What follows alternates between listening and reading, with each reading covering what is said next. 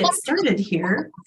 Thank you everyone for joining us from we are OLLI, the Osher Lifelong Learning Institute at the University of South Dakota. I'm going to try to find out where that sound is coming from. We are happy to have you here.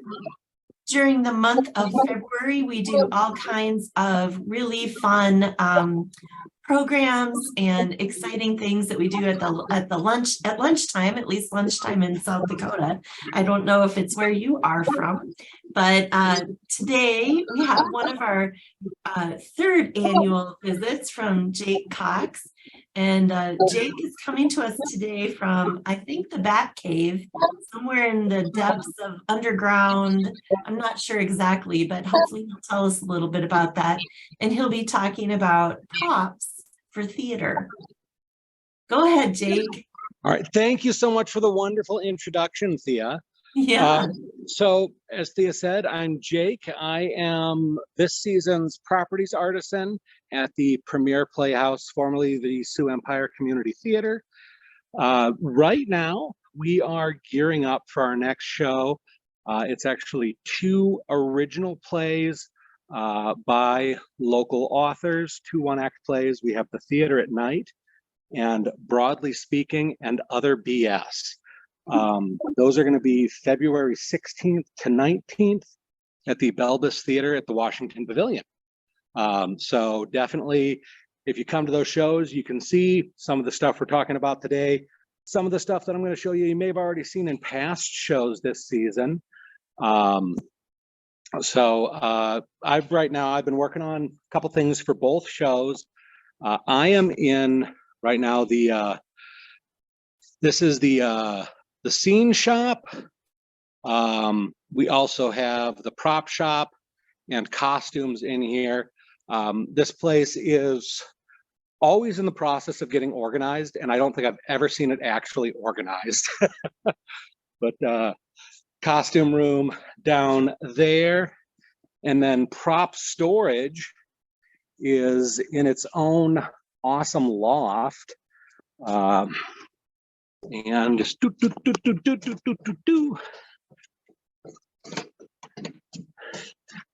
and this brings us into the props loft, where we have all kinds of crazy treasures, suitcases, vintage phones, just a myriad of crazy, unexpected things from all different eras. We've got on one shelf, we've got a row of radios from the 20s to the 90s. So when it comes to getting props together for a show, there are a couple different steps for me. First, I need to work with the director, and I actually work with the cast a little bit too, because sometimes I'm an intermediary between the cast and the director, when the cast will say, hey, it feels like I should have something here. And I'll go, great, that's awesome feedback. And I'll throw it past the director. So kind of early on in the production, as rehearsals are getting spun up, the director and I work together to come up with that props list. And then there's 3 different ways that props can show up for it. Either I can find them in prop storage. I guess 4 different ways. I can find them in prop storage, I can buy them, borrow them, or make them. And we have, a mix of all 4 ways on every show. We've got, for instance, in The Theater at Night, one of the props that we needed that was a little more unique. It looks like my camera's reversed here, which is crazy, but we needed an Art Deco style box office sign. And that's actually something that I laser cut in a couple layers, glued together, and then did a paint technique to give it sort of a faded brass finish, painting it black and then layering paint over top of it to change the color. One of the other things we needed for The Theater at Night was a piano. And I don't know who here has moved a piano before. but they are terrible to move. They weigh like 600 pounds. So we wanted a piano that could be moved on wheels by one person, and that two people could move when we actually loaded into the theater. So I spent the better part of a week actually gutting a piano. There is the cast iron harp that came out of the piano. And it's crazy. Pianos are built back to front. So I actually had to disassemble the piano from the front back all the way down to the harp, cut all the strings, take out all the bolts and the screws. The tuning pegs go all the way through the harp into the soundboard in the back. And they take a special tool to turn them. So I had to actually jury rig a tool so I could twist those pegs out. Took 3 people to lift the harp out. We finally got it out. And the end result was a gutted piano. And then I made some modifications to it so it opens up like a bar now. But you can still see some of the details inside the piano. They actually got props tucked away in there. Some of the props will actually live in the piano during the show. And there's little things that I might want to do down the road, but we didn't need, like for this show, we didn't need the keys to be functional. And without the hammers, the keys actually just are depressed all the time. So I think down the road, if we need the piano to be playable, I will probably do some taking it apart again and actually retrofit it with an electronic keyboard. That way it could be playable. So, but wasn't needed for this show. So that's future Jake's worry. This is an example of a prop that we borrowed. This came from O'Gorman, big spiral staircase. So that's going to be used in our shows. And then we've got just chunks of old sets laying around. This is a set piece where a wall was built, and then they said, Jake, we need this to look science fiction-y. And so a couple of people and I got together. I did things like I made some kind of old-fashioned gauges, made levers, and then we just had a bunch of stuff that was painted to be little gauges, glued it on there. Up here, we'd had a string of battery Christmas lights that twinkled, so it had just a funny little light up pad. So there's, it's kind of interesting. There's 2 different types of props. There's stage props and personal props. Stage props are something like the piano, where that's almost part of the set, but it's something that the props master is in charge of. So another example of stage props would be, say, the greebling. That's what it's called when you add just busy work to something to make it look functional, even if it's not. So the greebling on that wall was another example of a stage prop. Personal props are going to be things like the box office sign, the fake newspaper that I made for the show, or even things like envelopes and flyers that the audience sees, the characters interact with. It's not just one of the things that brings the set to life. So the stage props, you know, they bring the set to life. The personal props, those are the things that the characters interact with. And I have, you know, been doing a lot of stuff to have a little fun doing props too. Like the theater at night, the majority of it takes place during the 90s.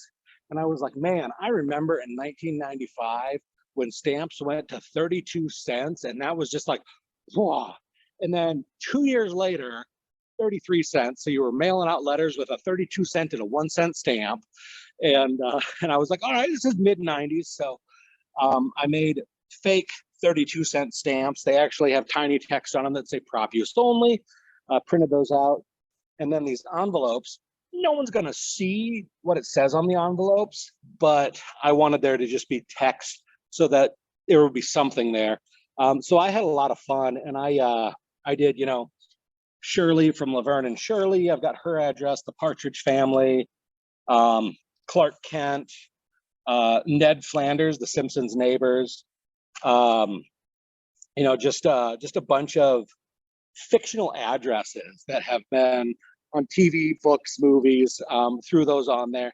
And that's something too that actors get a kick out of, seeing that stuff on set, where you've got just, it was unexpected. So something that I've been focusing on for the current season is I am trying to keep glass off of the stage.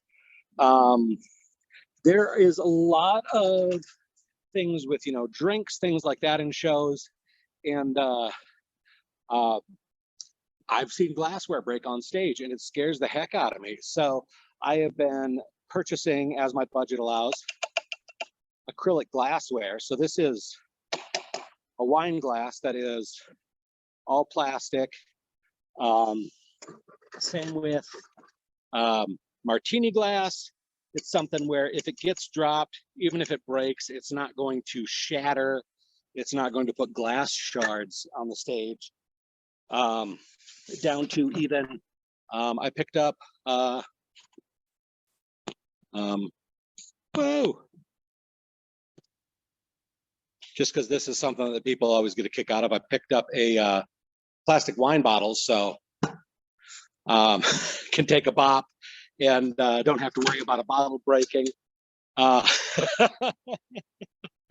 don't know why, but hitting people with prop things is just always a good gag. Before I was working on props, for the theater, I made props myself for cosplay. And I've done a talk on cosplay previously.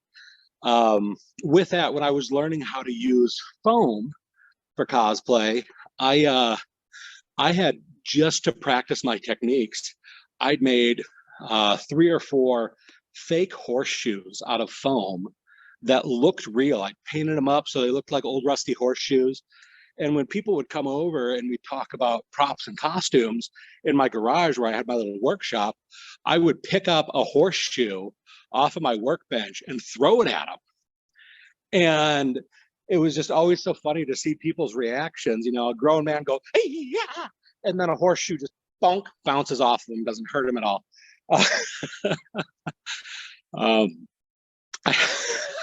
I have a lot of fun with that. I'm a goof. Thea knows that my whole family's a little weird. That's what we love about you. So yeah, these shows aren't super prop heavy, which is nice because the last show we did, A Christmas Carol, was very prop intensive. I think there were, probably around 100 stage and personal props that, well, thank you, Mary.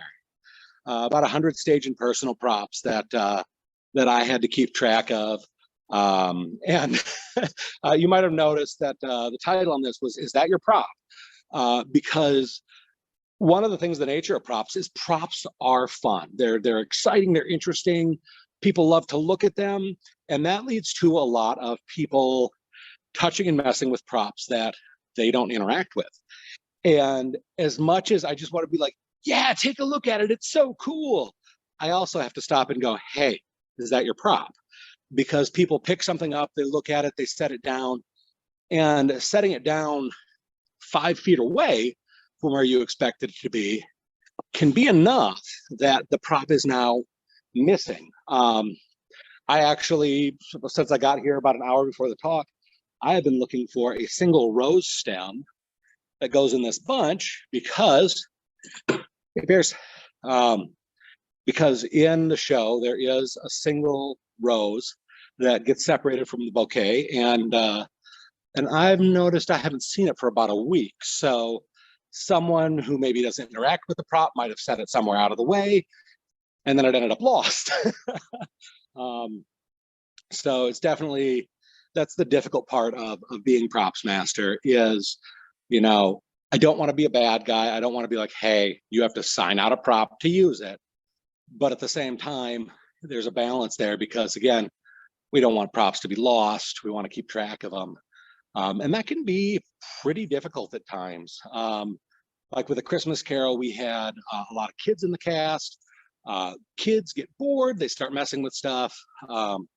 And so we had props that would disappear, reappear, and that was just something we had to deal with in that show. But that actually led me to kind of changing how I was doing some of my prop bookkeeping. I now have spreadsheets that have every prop listed, has where it lives during the show, has who interacts with the prop. And it's a little more bookkeeping on my side, but when props aren't where we expect them to be, it also helps because we can say, okay, who had it last? Where did they put it? Did they put it in its home? So some of that is a little easier once we've got that extended bookkeeping. Again, the least fun part. The fun part is making and playing with stuff. I love fabricating things, and just, okay, how do things read? There's, for instance, in the theater at night, we needed a bouquet of billy balls, and they're such a weird flower. So I was like, all right, where do I find billy balls?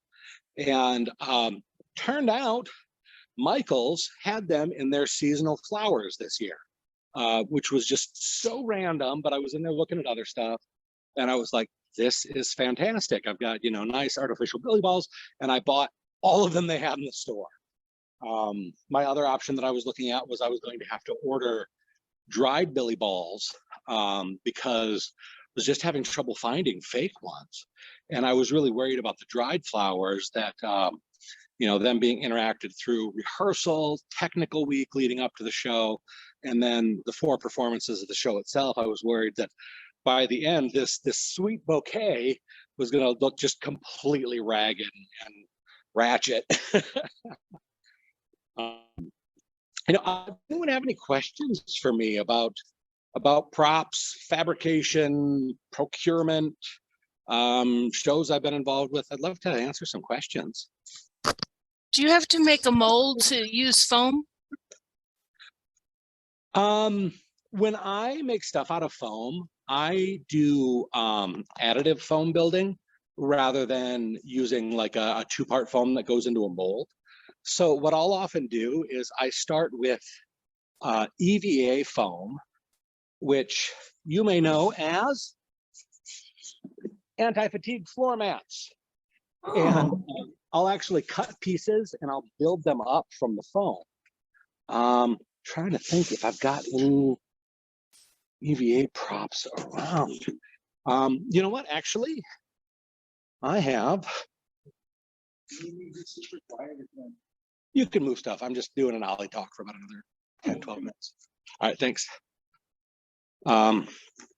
So an example, this is a fairly 2-dimensional item, but these gauge surrounds, that is just floor mat foam, and you can see that on the back, the that diamond plate pattern.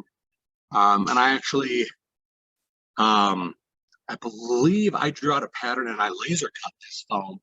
I've been having fun laser cutting foam because that gets me some really nice precision, repeatability in how the foam is cut and shaped. And then I can also etch and engrave foam by using the laser at a different power, which is a ton of fun. Jake, is that greased lightning in the background? I wonder if it is. That is a nothing that I've messed with yet, but we do have Grease coming up this season, so yeah, I would probably think so. I hadn't even thought about that, but I think you nailed it. Does anyone else have some questions? Feel free to unmute and talk to Jake. All right, I'm looking for the unmuters. Or if you're too shy, go ahead and put your question in chat. Hi, Jake. How far in advance do you start preparing for a show? Depends on the show.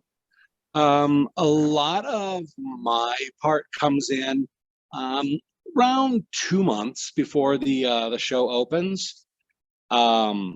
So we start having our production meetings after the show is cast, and then there's stages to my preparing, as far as initially getting the props list together, starting to procure props, and then during rehearsal and throughout the show, there's minor adjustments to the props.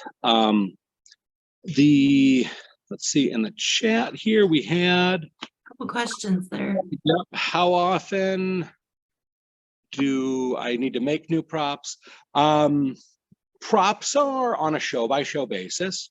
So for every show, there is a new round of procuring and making props.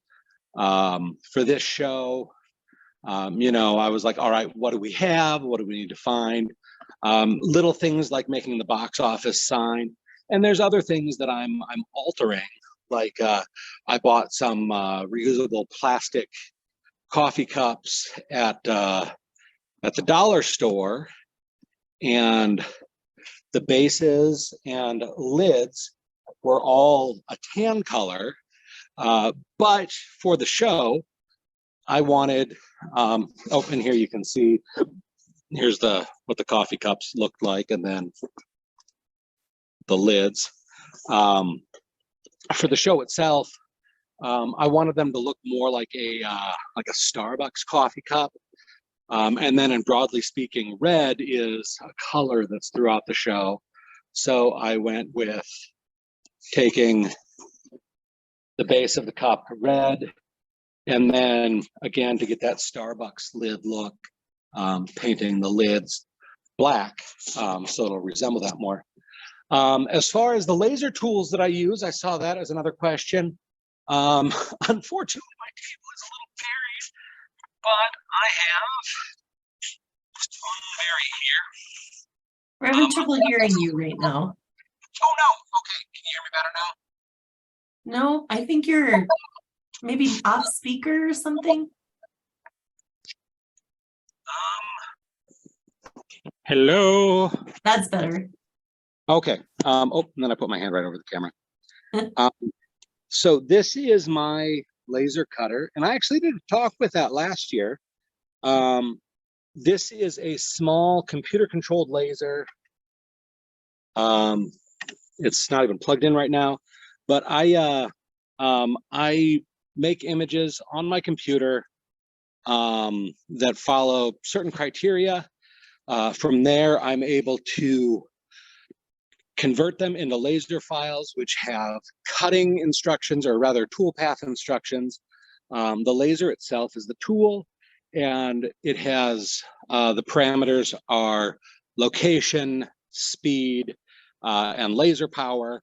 Depending on the speed and laser power, the cut path, which is the location parameter, can either cut, engrave,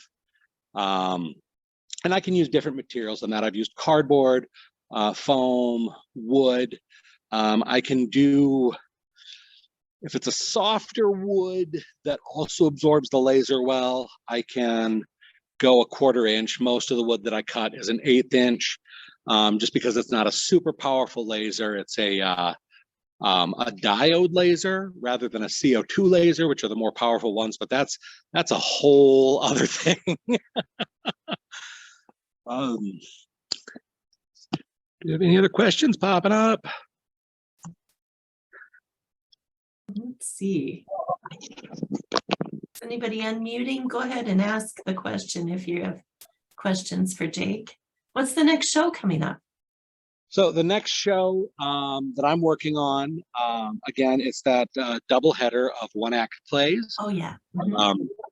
That's the theater at night, and broadly speaking, another BS. The theater at night is, I would say, almost like a modern fairy tale.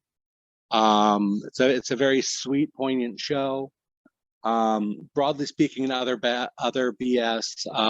That's actually got multiple authors, and that's a really interesting show. That's just kind of an exploration of womanhood, parenthood, and other topics. it's funny, broadly speaking, and then the characters are referred to as the broads. Um, but those shows are going to be on February 16th to 19th. Soon. Yep, coming up very soon. That'll be at the Belvis Theater in the Pavilion. So if you do want to get tickets for that, you can go through the Washington Pavilion website, just like you can whenever you want to get Premier Playhouse tickets. So it's kind of interesting. This will be my first time doing a show with the Premier Playhouse that isn't at the Orpheum. So kind of interesting, just planning to be in a different space. That is fun. Any other questions? Do you do the backdrops too, or? No, the backdrops fall under scenic. So you've got different departments that work together for a play. You've got the directors, the actor. On the player side of things, you have lights, sound, scenic, props, and costume. So a lot of different departments, and there is a little bit of blurring the lines. For instance, the line kind of between props and costumes. If a woman is wearing a purse as part of her outfit, it's a costume. If she hits someone with that purse, it's a prop. So I did not know that. right. Likewise, in Young Frankenstein, there was some jewelry that was worn. And the jewelry fell under props because it was something that was specifically called attention to, that it wasn't just a single character interacted with. Someone would, hand a piece of jewelry to someone else. So those became props because it wasn't a part of the person's attire. It was a part of the story. Likewise, on my side, the prop side, say scenic might build a bookcase. And then me on the prop side, I will fill the bookcase. For Young Frankenstein, there was a rotating bookshelf. And with that, they had built a bookshelf. It wasn't very deep, but I needed to make it look like it was full of books. So I had made a bunch of fake book spines that were only about an inch deep, and then used pretty heavy duty double-sided tape to stick those onto the shelf, along with taking some other decorations, things that didn't have a lot of depth, and putting those on the shelf too, to give it a sense of weight and a sense of depth that an empty bookshelf that's 2 inches deep wouldn't have. So again, that's kind of where the lines blur. Fascinating. Well, gosh, it looks like, am I missing anybody? Looks like we're all back to mute here. Jake, thank you so much. As always, I learned so much from you. You are an interesting person, and Leroy in our comments said you are totally awesome. So there you go. You got an awesome rating from Leroy. So thank you for joining us today, and we will get you on here next year too. You can count on it. All right, wonderful. Well, I look forward to seeing everyone next year. And I hope everyone has a fantastic day, at least here in Sioux Falls. It's a pretty nice day. Things are a little melty, so I might spend some time outside today if I can. Dude, take your son outside. Fun. All right. Well, everyone, have a great day. We'll be back here tomorrow. We're baking bread, 12:30 Central Time, and just tune in. Use the same link, and we'll see you at OLLI. Thanks, Jake. Thank you. Bye. Bye.